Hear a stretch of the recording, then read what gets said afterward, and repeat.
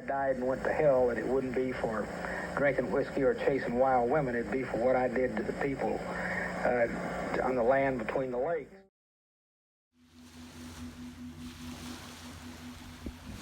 The opening clip is from a documentary called Between the Rivers that Nashville filmmaker Ann Fentress is working on. She released a trailer for it a few years ago, but hasn't finished the film yet. I'll link the trailer in the description. I look forward to seeing Ann's film, and I will announce when it's released. Hey y'all, today I'm in Land Between the Lakes National Recreation Area, formerly known as Between the Rivers.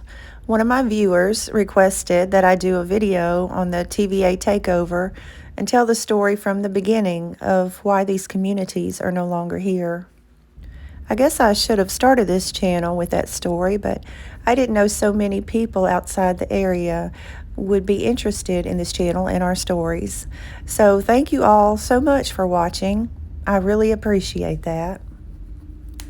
This is a long, sad story, but I'll give you the condensed version today, and I'll continue to tell the individual stories in future videos.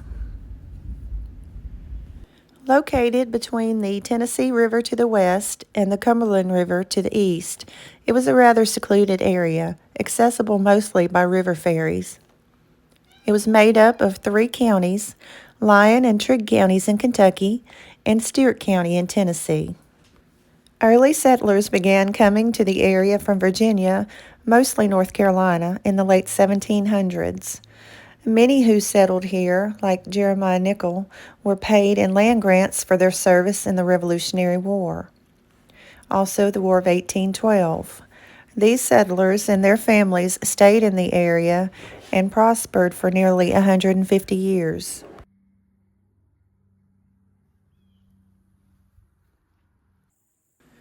There are over 270 known cemeteries in LBL. And the Futrells are another early family. Nathan Futrell was reported as the youngest drummer boy in the Revolutionary War. He was 7 years old. His story and cemetery will be featured in a future video. But by 1963, John F. Kennedy had signed into effect the designation of the area as a national recreation area, and more than 900 families would have to leave their land, communities, churches, and schools. Lifelong friends and family members would be scattered. The TVA began buying out the landowners in the spring of 1964. Many residents did not go quietly. They organized a committee against their removal called the Tri-County Organization for Constitutional Rights. They picketed and they protested and traveled to Washington, D.C. to appear before Congress. The following is from an open letter to the President and Congress dated February 1st, 1964. It reads in part, "Many of our people have been bought out and moved 4 times previously because of federal projects here. We have clung tenaciously to the land between the rivers and have been squeezed into a small area. Many homes have been moved 3 times. The federal government already owns approximately 100,000 acres of land here, which is undeveloped. Many of our ancestors settled here in the 1700s. We need our homes, businesses, churches, and schools much more than we need our land bought up for a haven for possums, coons, rattlesnakes, and mangy buffalo. There is probably no group of people in the United States who have been repeatedly so tortured at taxpayers' expense as have we." Homer Ray, who was the treasurer of the Tri-County organization, was a World War II veteran, a business owner, and a lifelong resident whose family had been here several generations. He appeared before Congress in 1968 and said, "In December 1967, TVA came to me to buy. I told them I have nothing for them. They told me if I wouldn't take the easy way, it would go the hard way. I told them I had gotten nothing easy in my life and we'd just go the hard way. The principles I fought for and my buddies died for, such as freedom and the right for a man to make his own way and determine his own destiny, are trampled upon and flaunted in my face every day by TVA and this LBL project. Just what is the use in living anyway if everything you have believed in and been taught to admire is desecrated by my own government? I've noticed a sad fact that the dates on headstones in LBL do show that many, especially the elderly, gave up rather than leave their land. But let's go back to the 1930s when the government first started buying the land. The first large tract was 57,000 acres bought for the Kentucky Woodlands National Wildlife Refuge that was created in 1938 by executive order of President Franklin Delano Roosevelt. During the Great Depression, he also formed TVA, the Tennessee Valley Authority, as a part of his New Deal. They were to construct dams for flood control, better river navigation, and the generation of electricity to the rural Tennessee Valley. After the devastating and destructive flood of 1937, the Kentucky Dam Project was authorized by Congress on May 23, 1938, and construction began July 1, 1938. The dam required the purchase of over 320,000 acres of land. Over 2,600 families and 3,400 graves had to be moved for the project. My grandfather and 2 great-grandfathers were among these families. They lived and farmed along the more fertile Tennessee river bottoms in Stewart County. The graves of my 4th and 3rd great-grandfathers, as well as many other family graves, had to be disinterred and relocated to cemeteries out of the area that would be permanently flooded by the dam and the creation of Kentucky Lake and its many bays. This bay was once my grandfather's farmland. These are TVA acquisition maps.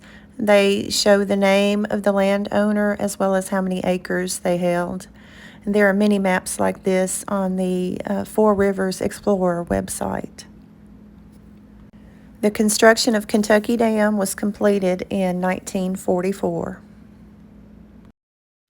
And then in 1954, Barkley Dam was authorized for the Cumberland River and constructed by the U.S. Army Corps of Engineers between 1959 and 1966. The many residents along the Cumberland River then had to move. Concerned over the additional land that would be needed for the wildlife refuge due to Lake Barkley, the residents protested this as well, saying they had been on the move since 1930 because of land acquisition by the government, and they were tired of it, and they protested further expansion in government land holdings. The wildlife refuge ultimately asked for 15,000 more acres due to the creation of Lake Barkley. But before the Barkley Dam was even completed, the government, JFK, and the TVA decided to ultimately be done with it and take the entire area between the rivers for a recreation area. Part of their argument was that the people who lived there were backwards, poor, and behind the times. Many still lived in log homes built by their long-ago ancestors without electricity or running water, and had to walk a good mile at least to get their spring water. They planned to save the people from themselves. But from what I've read and the stories I've heard, they didn't want change. They wanted a simpler life just as they had. Not all were poor. Some were very well off. They just chose to live a more simple, secluded life. And they wanted to be left alone. That didn't happen, of course, and by 1969, all the properties had been purchased and the people moved out, some by way of condemnation by the courts for refusal to sell, but they had all been moved out. Some have said the main unspoken reason for the takeover was to finally end the whiskey making that was going on in the hills and hollers between the rivers. Whiskey stills had been in those woods since the early settlers came. Prohibition in the 1920s didn't slow them down, it only grew their business. The revenuers didn't have much success in stopping them either. Golden Pond, Kentucky was and still is known for quality moonshine, and they now have a legal distillery just outside LBL in Canton. In 1998, TVA transferred ownership of LBL to the U.S. Forest Service, a Department of Agriculture. It was called An Experiment in Recreation by Frank Ellis Smith in his book on LBL in 1971. He was the TVA director at the time. It was an experiment that these families, their generations of history, and their centennial farms all be sacrificed for a space for all the people.